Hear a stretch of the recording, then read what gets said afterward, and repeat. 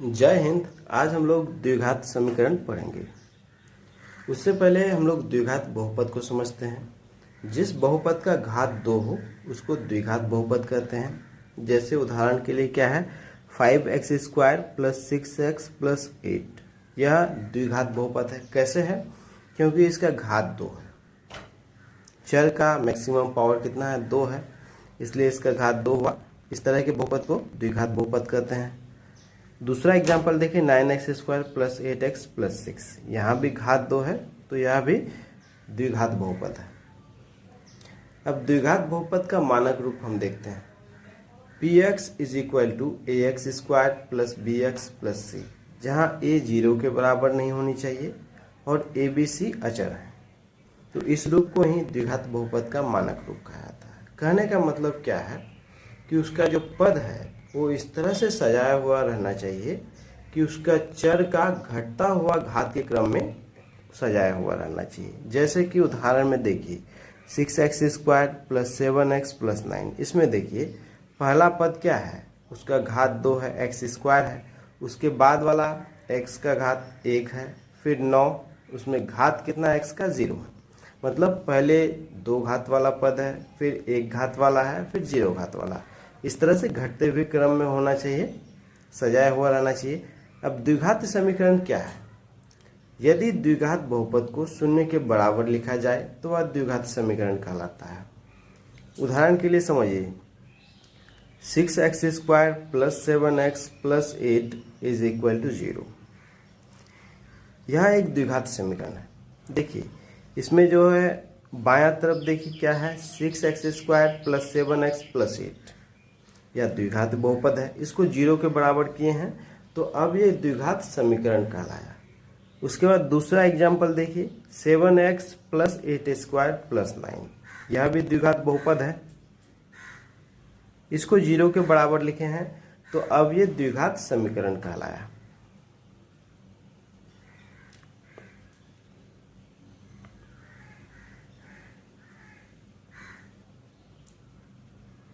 अब हम लोग द्विघात समीकरण का मानक रूप जानते हैं कि द्विघात समीकरण का मानक रूप क्या है। कोई भी द्विघात समीकरण में यदि पद इस तरह से सजाए हो कि उसका जो चर का घात घटते हुए क्रम में हो, पहले सबसे ज़्यादा वाला घात, उससे उससे कम वाला घात वाला, ऐसे ही सजाया हुआ रहेगा तो द्विघात समीकरण का मानक रूप होगा।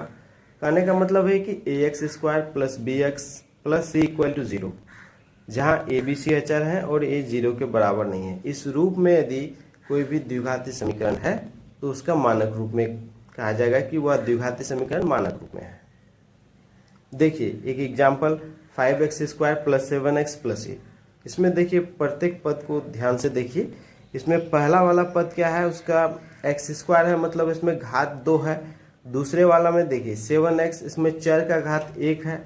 उसके बाद 8 है, मतलब चर का घात इसमें 0 है, मतलब 2 घात वाला है।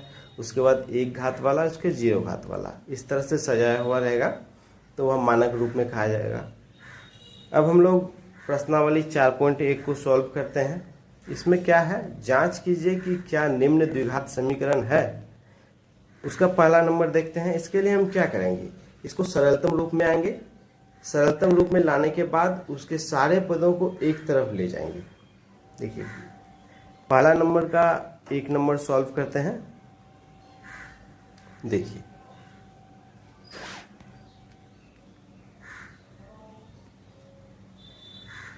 कैसे सॉल्व कर रहे हैं, इस पर ध्यान दीजिए।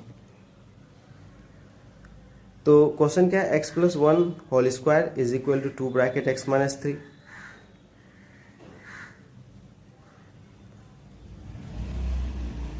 To bracket x - 3। तो यहाँ हमको चेक करना है कि यह द्विघात बहुपद द्विघात समीकरण है कि नहीं। तो इसके लिए हम क्या करेंगे, तो पहले इसको सरलतम रूप में लाएंगे।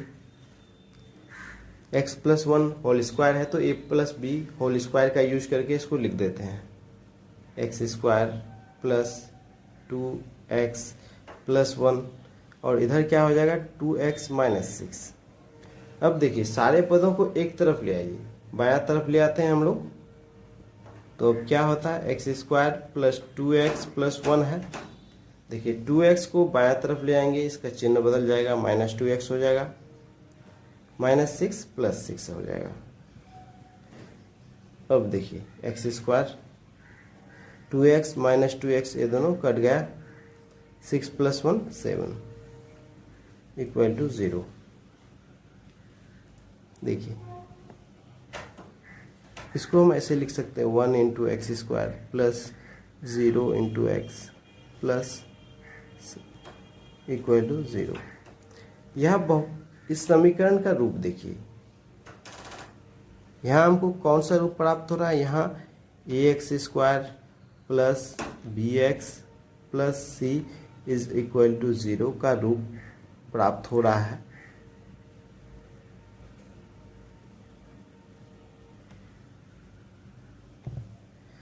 यदि समीकरण का ऐसा रूप प्राप्त हो रहा है तो उसे क्या बोलेंगे कि वह द्विघाती समीकरण है। तो इसलिए कह सकते हैं, इसलिए जो दिया हुआ समीकरण है उसको लिख देंगे कि x plus 1 whole square is equal to 2 bracket x minus 3 एक द्विघातीय समीकरण है, द्विघात समीकरण है।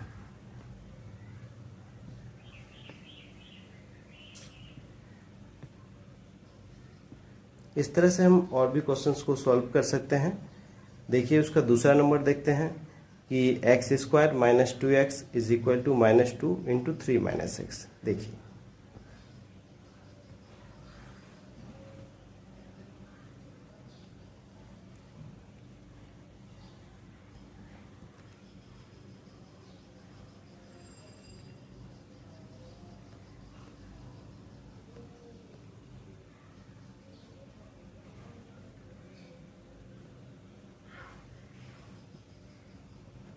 यह दिया हुआ है, इसके लिए हम क्या करेंगे, समीकरण को सरलतम रूप में लाएंगे, उसके बाद उसके पदों को एक तरफ ले आएंगे।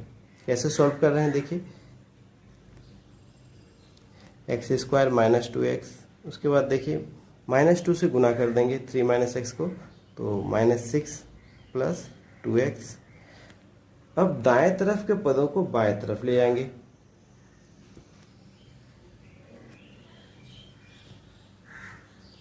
बाएं तरफ ले जाएंगे तो उनका चिन्ह बदल जाएगा, तो -6 है तो +6 हो जाएगा, -2x इधर हो जाएगा, इज इक्वल टू इधर क्या बचा, दाएं तरफ 0 बचा। सॉल्व कर लीजिए, सरलतम रूप में लिखिए एक्स स्क्वायर -2x कितना हो गया, -4x plus 6 is equal to 0।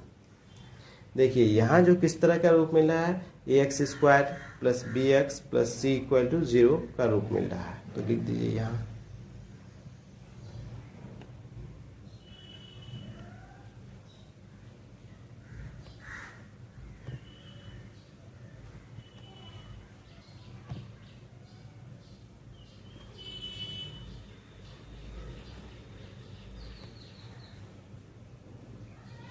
यदि समीकरण इस रूप में हो तो उसे क्या बोलते हैं, द्विघात समीकरण। तो इसलिए लिख देंगे कि जो दिया हुआ समीकरण है वो द्विघात समीकरण है।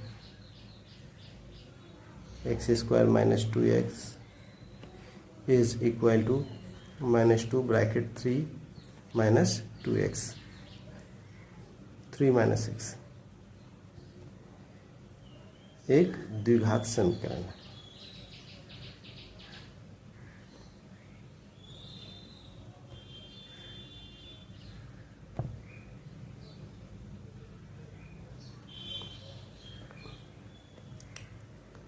नेक्स्ट क्वेश्चन देखते हैं, उसका तीसरा नंबर। इसमें क्या है, x minus 2 into x plus 1 is equal to x minus 1 into x plus 3। इसको जांच करना है कि यह द्विघात समीकरण है कि नहीं। इसके लिए भी वही करेंगे, इसको सरलतम रूप में लाएंगे, फिर इसके सारे पदों को एक तरफ ले आएंगे। यदि उसका रूप ax square plus bx plus c equal to 0 के रूप में आएगा तो वह द्विघात समीकरण होगा, नहीं तो नहीं होगा। तो सॉल्व करते हैं। तीसरा नंबर क्वेश्चन क्या है, x minus 2 into x plus 1।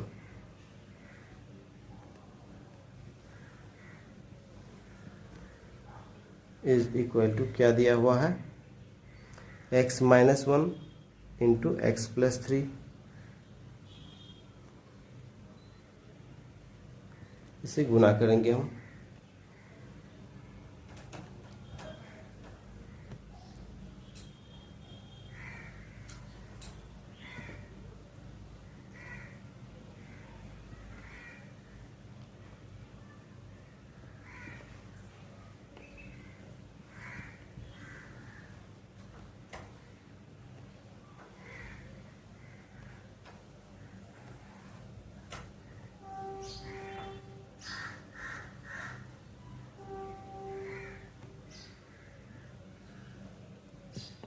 अब दाएं तरफ के पदों को बाएं तरफ ले आएंगे।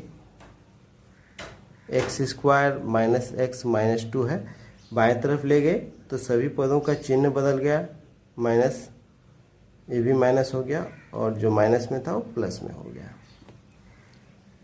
और एक बार देखते हैं, एक्स स्क्वायर वाले पद कट रहे हैं, माइनस एक्स माइनस 2x कितना हो गया, माइनस 3x, माइनस 2 और प्लस 3 कितना हुआ, प्लस 1।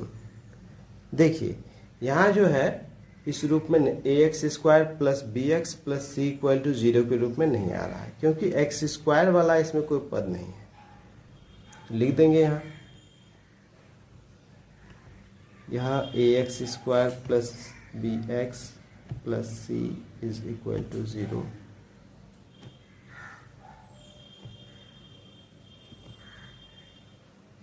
नहीं मिला है, तो इस रूप में यदि नहीं मिल रहा है तो द्विघात समीकरण नहीं होगा। तो लिख देंगे, इसलिए जो दिया हुआ समीकरण है द्विघात समीकरण नहीं है। तो दिया हुआ समीकरण कौन सा, x minus 2 bracket x plus 1 is equal to x minus 1 x plus 3 एक द्विघात समीकरण नहीं है।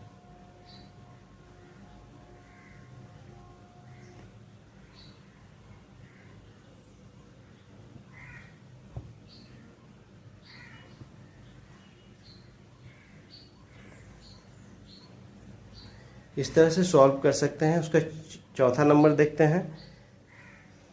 इसमें क्या है, x minus 3 bracket 2x plus 1 is equal to x bracket x plus 5। इसको चेक करना है, तो पहले क्वेश्चन लिखते हैं। क्या है, x minus 3 into 2x plus 1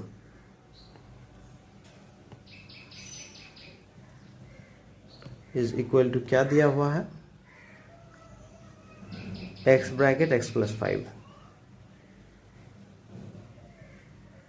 तो इसे सरलतम रूप में लाते हैं। इसके लिए गुणा का जो प्रक्रिया है उसको पूरा करते हैं।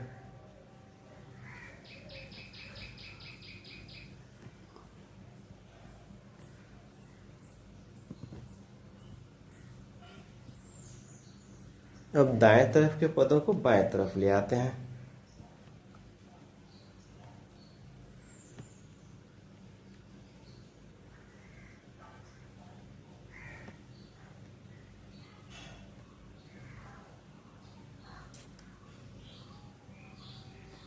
अब इसे और भी सरलतम रूप में लिखते हैं।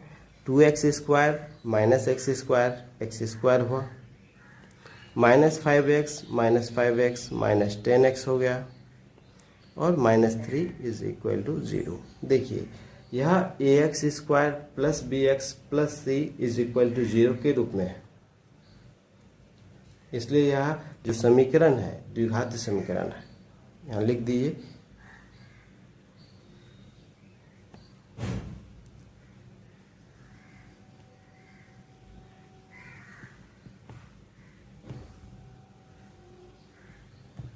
इतना का रूप नहीं मिल रहा है।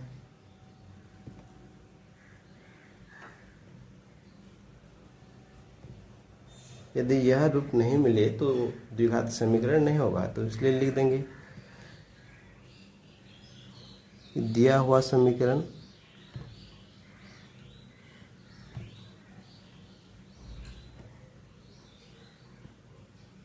द्विघात समीकरण नहीं है।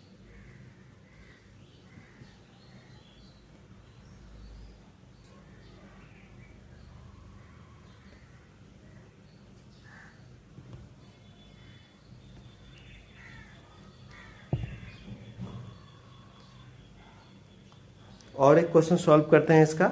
8 नंबर देखिए, इसको सॉल्व करते हैं। क्या है? X cube minus 4x² minus x plus 1।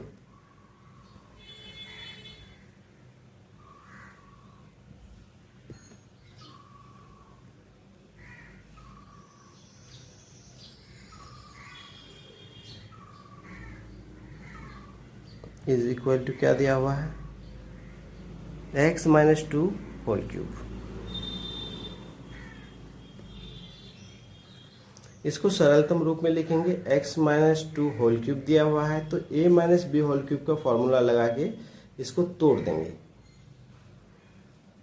देखिए कैसे सॉल्व कर रहे हैं। X cube minus 4x² minus x plus 1 is equal to क्या होगा?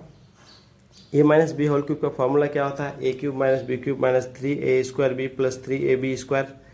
तो इसको यूज करके हम लिख सकते हैं a cube minus b cube मतलब 2 का cube 8 minus 3a² plus 3ab²।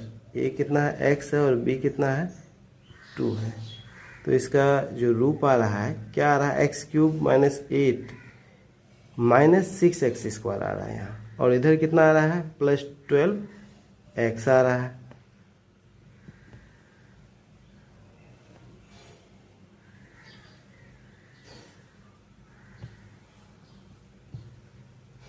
अब जो दाहिना तरफ का पद है उसको बाएं तरफ ले आइए।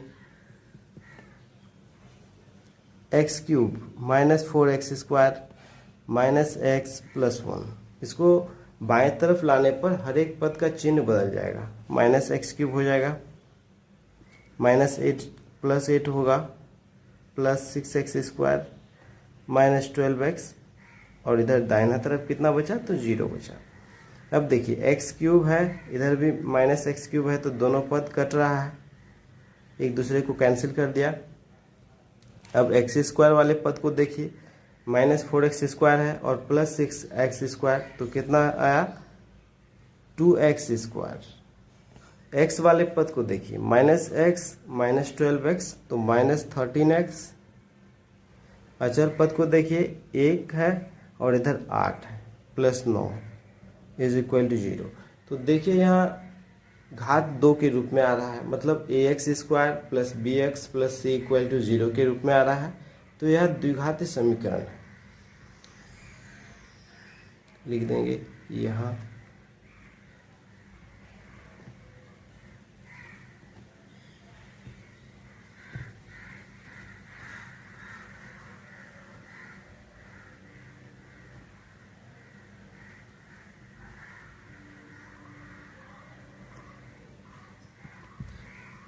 इसलिए दिया हुआ समीकरण कैसा है? द्विघाती समीकरण है।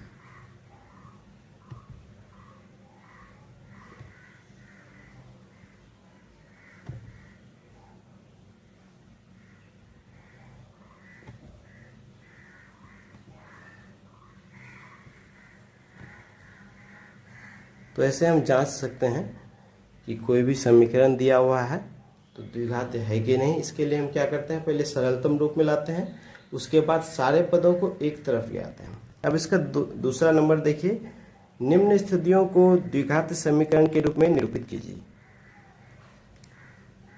क्या दिया हुआ है? 2 नंबर का 1 में एक आयताकार भूखंड का क्षेत्रफल कितना है? 528 मीटर स्क्वायर है। क्षेत्र की लंबाई मीटर में चौड़ाई के दुगुने से 1 अधिक है। हमें भूखंड की लंबाई और चौड़ाई ज्ञात करनी है। तो देखिए लंबाई का जो संबंध है चौड़ाई से दिया हुआ है, इसका मतलब पहले हम चौड़ाई को मानेंगे।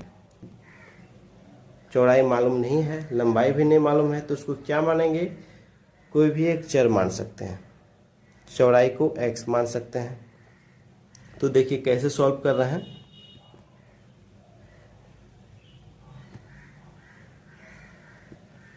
मान लीजिए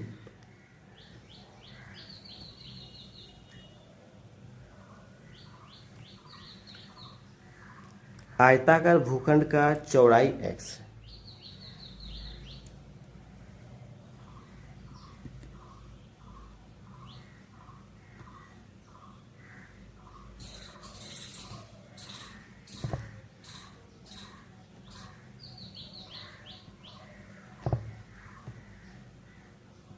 चौड़ाई मान ली, तो लंबाई क्या है, तो लंबाई का जो संबंध है चौड़ाई से किस तरह से संबंधित है कि चौड़ाई के 2 गुने से 1 अधिक है। तो लंबाई कितना हो जाएगा,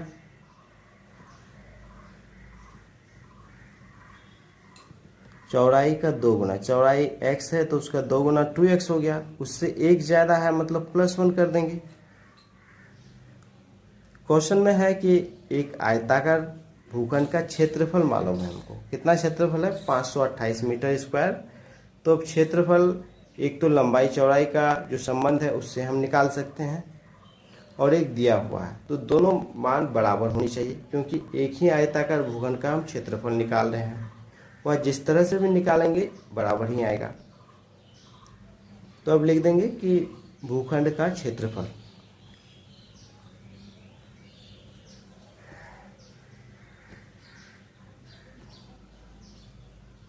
क्योंकि भूखंड आयताकार है तो लंबाई गुना चौड़ाई होगी।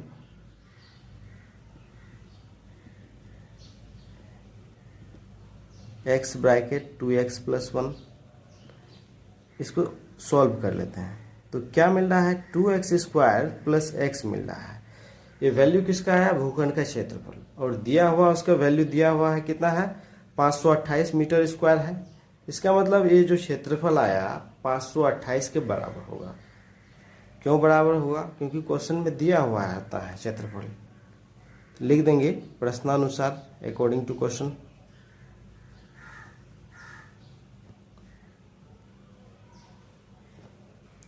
ये जो क्षेत्रफल आया 2x + x, इसका वैल्यू कितना होगा 528 के बराबर होगा। इसको सरलतम रूप में लिख दीजिए, तो 2x² + x - 520 = 0। तो ये जो रूप आया द्विघाती समीकरण का रूप आया।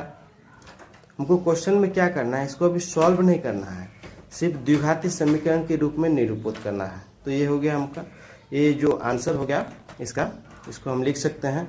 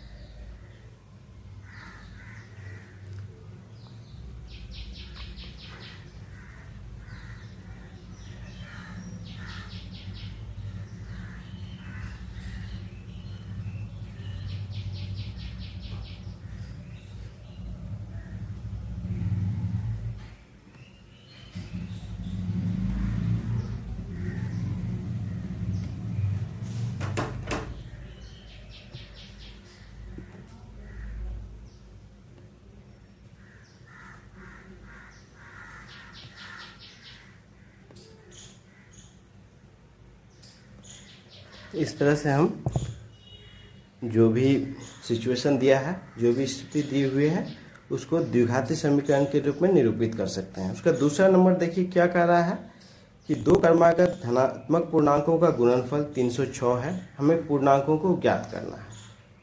तो पूर्णांक क्रमागत होनी चाहिए, तो एक यदि पूर्णांक को x मानेंगे तो दूसरा उससे एक ज़्यादा होगा, मतलब दूसरा पूर्णांक कितना होगा x + 1। तो इसको सॉल्व करते हैं।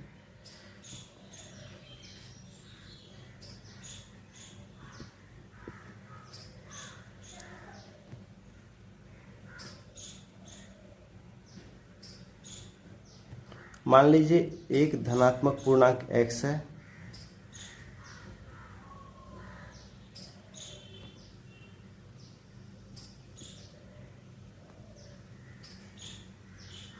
दूसरा क्या होगा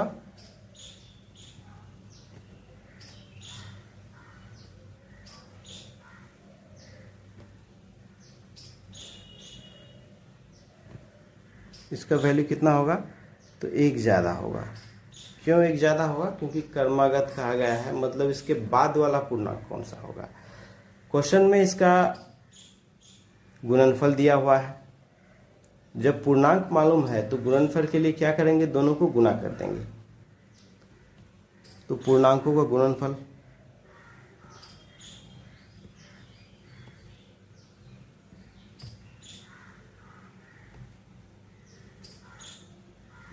कितना होगा, एक एक्स है, इसको गुना कर देंगे दूसरे से, दूसरा कितना है एक्स प्लस वन, गुना करके वैल्यू कितना आ रहा है, इसका मान कितना आ रहा है, एक्स स्क्वायर प्लस एक्स आ रहा है। तो प्रश्नानुसार यह मान कितना होना चाहिए, 306 होना चाहिए। तो लिख सकते हैं कि जो गुणनफल का मान आया है एक्स स्क्वायर प्लस एक्स, यह 306 के बराबर होना चाहिए। तो प्रश्नानुसार इसको लिख देंगे हम।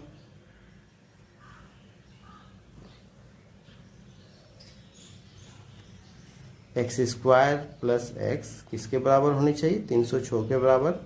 अब 306 को बाएं तरफ ले आइए, x square plus x minus 306 equal to 0। तो देखिए यहाँ x square plus b x plus c equal to 0 के रूप में आ गया। तो इस तरह से इस स्थिति को हम लोग द्विघातीय समीकरण के रूप में व्यक्त कर दिए।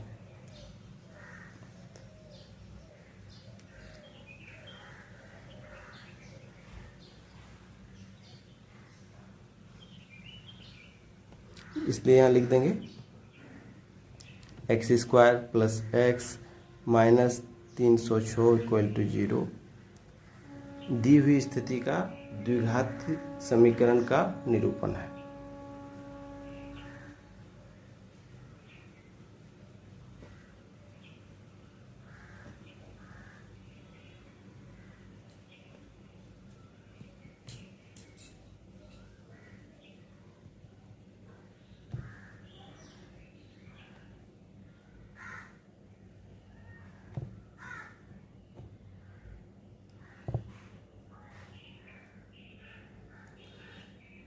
तीसरा नंबर देखिए, क्वेश्चन है रोहन की माँ उससे 26 वर्ष बड़ी है, उनकी आयु का गुणनफल अब से 3 वर्ष पश्चात 360 हो जाएगी, हमें रोहन की वर्तमान आयु ज्ञात करनी है। तो इसमें देखिए रोहन की माँ उससे 6 वर्ष बड़ी है, मतलब यदि हमको रोहन का उम्र मालूम होगा तो उसकी माँ का उम्र उससे संबंधित है, उसे 26 वर्ष जोड़ देंगे तो मिल जाएगा। तो हमको रोहन का आयु ज्ञात करना है तो उसको x मान लेंगे, उसकी माँ का आयु 26 वर्ष बड़ी है उससे, तो x प्लस 26। प्रश्नानुसार क्या कहा गया है कि उनकी आयु का गुणनफल कब, अब से 3 वर्ष पश्चात, मतलब पहले अब से 3 वर्ष पश्चात दोनों का आयु लिखना पड़ेगा, फिर उन दो आयुओं को गुना कर देना पड़ेगा। देखते हैं तीसरा नंबर,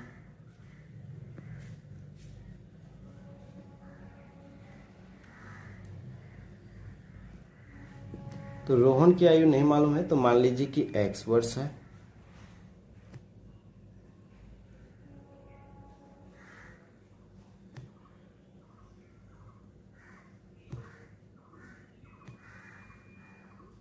रोहन की आयु कितनी है, x है, x वर्ष है। इसकी माँ की आयु कितनी होगी,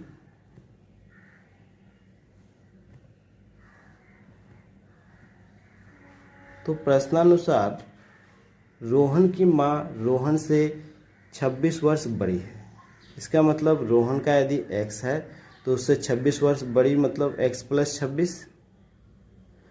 अब एक गुणनफल दिया हुआ है आयु का, तो कौन से आयु का, 3 वर्ष पश्चात, 3 वर्ष पश्चात दोनों की आयु लिखना है, अब से 3 वर्ष पश्चात।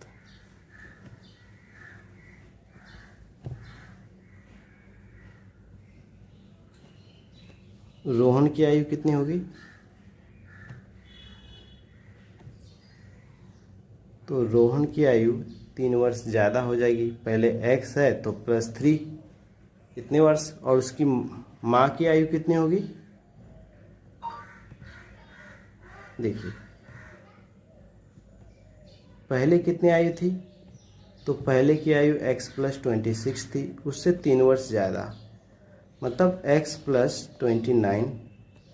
अब कह रहा है कि 3 वर्ष पश्चात जो आयु आया है उसका गुणनफल हमको मालूम है, कितना है, 360 है। तो पहले हम लोग गुणनफल लिख देंगे, आयु का गुणनफल,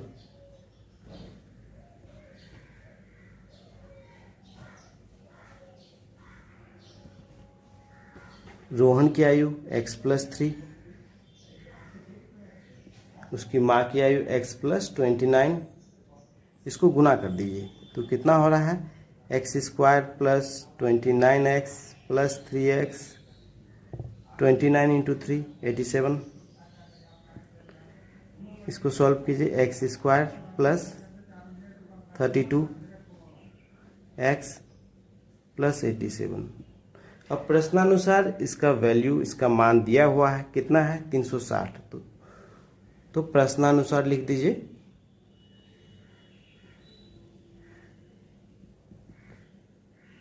कितना लिखेंगे प्रश्नानुसार, कि जो आयु का गुणनफल आया है x square plus 32x plus 87, ये जो गुणनफल है कितना होना चाहिए 360, तो इज इक्वल टू 360, एक समीकरण बन गया। इसमें अब क्या करना है, दाहिने तरफ जो पद है उसको बाएं तरफ ले आएंगे।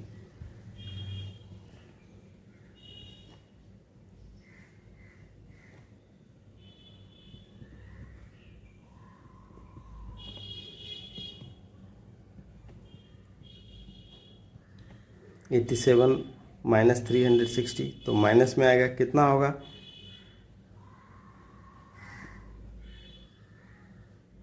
इतना होगा।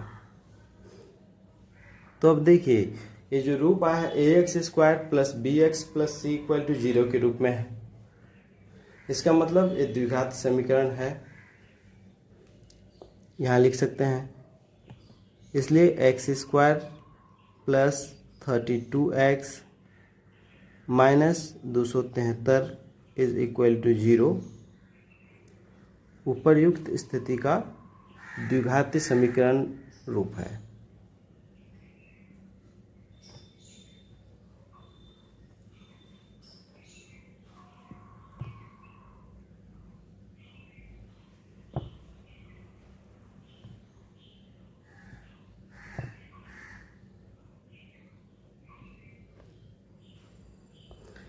इसका चौथा नंबर देखिए, क्या कह रहा है, एक रेलगाड़ी 480 किलोमीटर की दूरी समान चाल से तय करती है।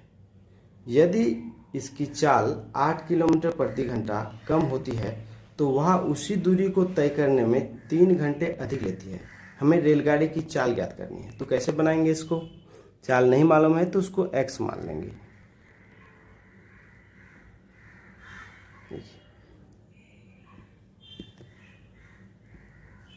मान लीजिए रेलगाड़ी की चाल x किलोमीटर प्रति घंटा है,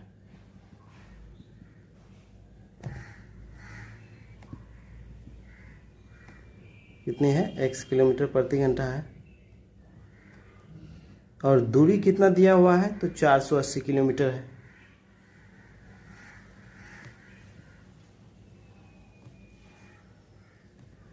दिया है ये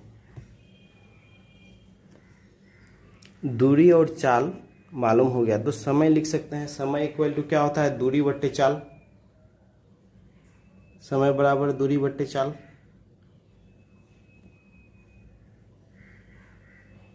दूरी कितना है 480 किलोमीटर और चाल क्या है x, तो इतना घंटा हो गया समय, इतना घंटा लग रहा है उसको। कह रहा है कि यदि इसकी चाल 8 किलोमीटर प्रति घंटा कम होती, तो पहले चाल कितना है x है, तो यदि चाल बराबर 8 किलोमीटर प्रति घंटा कम, मतलब पहले x है अभी 8 कम है, तो x माइनस 8 किलोमीटर प्रति घंटा, इसका नया चाल हो गया। तो वह उसी दूरी को तय करने में 3 घंटे अधिक लेती।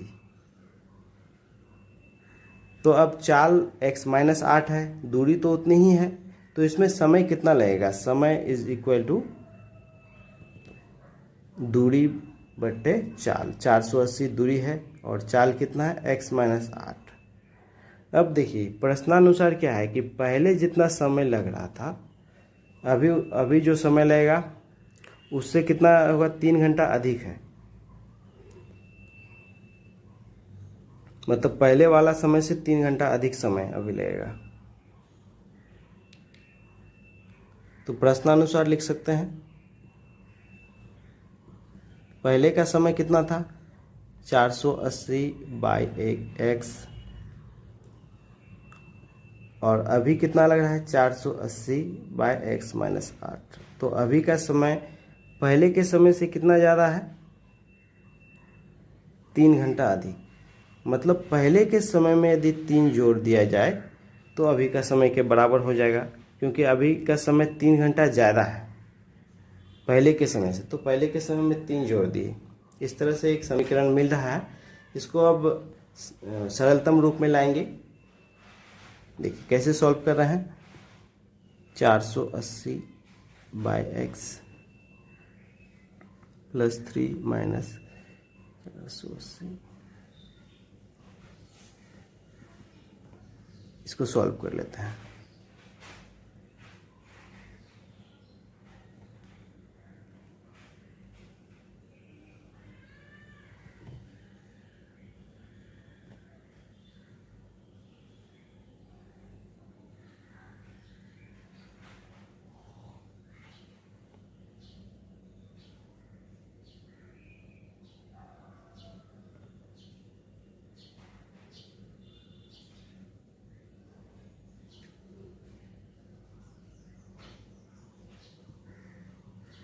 इसको सॉल्व करिए।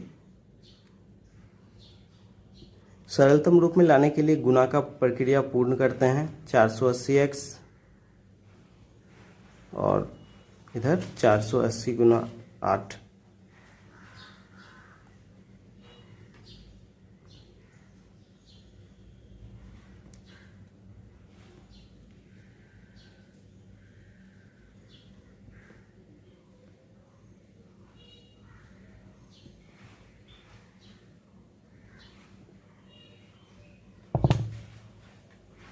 जीरो गुना जो इधर हर में है उसको यदि ले आएंगे उधर तो जीरो से गुना हो जाएगा और वो पूरे पद को जीरो कर देगा, तो उसको नहीं लिखेंगे। अब इधर देखिए एक्स स्क्वायर वाला जो है उसको एक तरफ कर लीजिए। एक्स स्क्वायर वाला पद को पहले लिखिए। 3x स्क्वायर 480x है माइनस 480x है, तो ये दोनों कट जाएंगे। माइनस 24x बच जाएगा यहाँ, और माइनस 3840 इज इक्वल टू 0। तो देखिए अभी यह द्विघाती समीकरण के रूप में आ गया है, क्योंकि ax square plus bx plus c equal to 0 के रूप में है, तो लिख सकते हैं। इसलिए 3x square minus 24x minus 3840 equal to 0 दी हुई स्थिति का द्विघात समीकरण रूप है।